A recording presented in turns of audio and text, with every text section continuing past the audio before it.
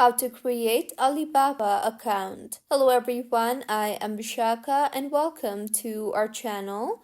Now let's get right into the tutorial.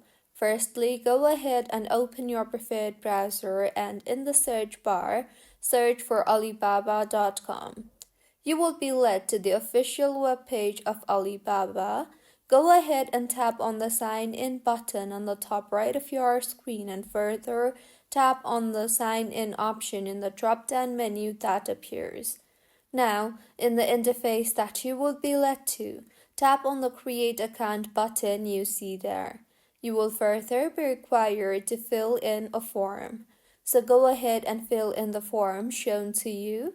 Start by entering your country or region followed by select if you are a buyer or a seller or both.